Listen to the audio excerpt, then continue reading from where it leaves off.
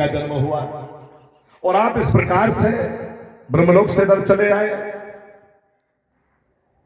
प्रसन्न किया भगवान ब्रह्मा को। किस लिए आए हो आप? बताओ किस लिए आए हो? बेटा हमारे यहां जन्मा है और आप ब्रह्मलोक छोड़ के इधर आ गए। बोले भैया तेरे इस बेटे को इसका नामकरण करने आया हूं। मैं ब्रह्मा हूं, वेदों का जानने वाला हूं। तेरे बेटे का नामकरण करने के लिए आया हूं। रावण तुम अपने बेटे का नाम नहीं रख सकते, मैं रखूंगा। अरे तो भैया धन है। रावण ने कहा ब्रह्मा जी ये तो बहुत अच्छी बात है। हाँ? आप तो विश्व के पहले पंडित हैं और आप जैसे महापुरुष के द्वारा अगर मेरे बेटे का नामकरण हो, आप उस बेटे का नामकरण करें तो महाराज इससे बड़ी बात और क्या हो सकती है। नामकरण करिए। धन्य है मेरे बंधुओं, भगवान ब्रह्मा ने नामकरण किया। बोले राक्षस राजा रावण, सामर्थक नाम के मेघों के समान गर्जना करने वाला, जन्म के समय हंसने वाला तुम्हारा बेटा, आज से इसका नाम मेघ यानी बादल, और बादलों जैसी इसने गर्जना की, इसलिए आज से तुम्हारे बेटे का नाम संसार में मेघनाद होगा। ब्रह्मा जी ने नाम रखवा दिया, मेघनाद होगा। ब्रह्मा जी बेटे का नामकरण करके मेघनाथ नाम रख के और ब्रह्मा ब्रह्मलोक के लिए वापस चले गए ब्रह्मा। अब मेघनाथ बड़ा हुआ, बड़ा हुआ। पिता ने उसको कर्मकांड सिखाया, भगवान का भजन सिखाया, सिद्धियां कैसे होती हैं, कैसे भगवान को प्रसन्न किया जा सकता है। पिता के द्वारा अपने कुछ थोड़ा सा उसने सीखा, कुछ थोड़ा सा सीखा। भाई घर में अगर भगवान की पूजा होगी तो होने वाली घर की जो छोटी छोटी संतान है वो पूजी तो करेगी। हाँ भाई, अगर अपन लड़ेंगे तो वो भी लड़ेंगे बाद में। स्वभाव अपन लड़कों को खोरी देते हैं, ये साले आज के लड़के, आज के लड़के, और उनकी क्या गलती बेचारों, गलती तो अपनी है। हाँ? हम अपने घर में लड़ेंगे रोज, खाते समय, सोते समय, जागते समय। हाँ? तो बताइए संतान तो लड़ने वाली होगी क्या भगवान की पूजा करने वाली होगी? तो अगर हम रात में और दिन में उगने के बाद जगे तो हमारे लड़के बच्चे जो संसार के वो बिल्कुल 9 बजे उठे, उनकी कोई गलती क्यों?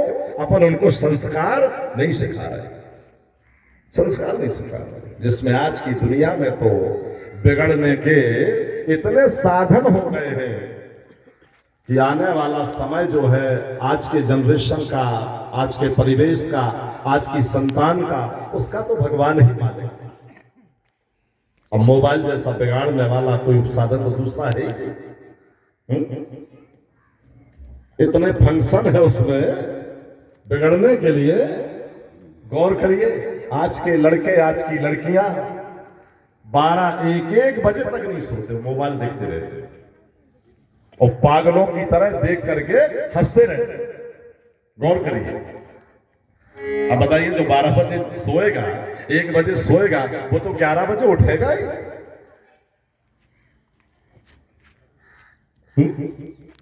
मैच चल गया, दिन भर भूखे प्यासे लड़के गेंद को खेलते रहते, ना उन्हें खाने की फिक्र है।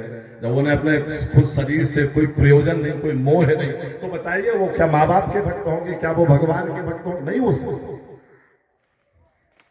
तो संतान को संस्कारी बनाना ये माता पिता उसके प्रथम गुरु। अब पिताजी शराब पिए लड़के को डांटे, कौन सा न्याय है? संभव नहीं है कि आप उसको कंट्रोल कर ले, सुधार ले। इसलिए पहले हमको सुधरना पड़ेगा। औलाद, संतान अपने आप सुधर जाए। नहीं क्या सुधराओ तो बताओ। तो नारा लगाना बात अलग है, मौं से अच्छी बात बोलना अलग है, पर उसके अनुरूप चल जाना ये सबसे बड़ा काम है। इसलिए चल के बताइए, बोलना बाद में, बोलो बाद में, पहले चल के बताओ। अगर चल जाओगे तो बोलना नहीं पड़ेगा। बिना तुम्हारे बोले ये दुनिया तुम्हारा भय मानने लग जाएगी, तुम्हारा डर मानने लग जाएगी। इसलिए मेरे बंधुओं, दुनिया के पीछे लगने की जरूरत नहीं है, दुनिया को समझाने की जरूरत नहीं है, ज्यादा विद्वान और ज्ञानी बनने की जरूरत नहीं है। महाराज मनु ने अपनी मनुस्मृति में किताब लिखी, महाराज मनु जी ने, उन्होंने लिखा धर्मो रक्षति रक्षिता। ये मनु का कथन। मत चिल्लाओ, कोई सुनने वाला नहीं, तो करके देखा, सीधी सी बात है, करिए, ढलिए, मानिए और उपदेशक मत बनो। क्यों? अब दुनिया में कोई सुनना तो चाहता नहीं, सब ज्ञानी हो गए, कोई नहीं सुनना चाहता। सब ज्ञानी हो गए, सुनने वाला कोई रहा ही नहीं। किसको सुनाएंगे आप अपना ज्ञान? सब दुनिया होशियार हो गई, सब ज्ञानी हो गए, सब पढ़े लिखे हो गए, सब बड़े धर्मात्मा बन गए। अब किसी को धर्म के उपदेश देने की, कोई शिक्षा देने की जरूरत नहीं है।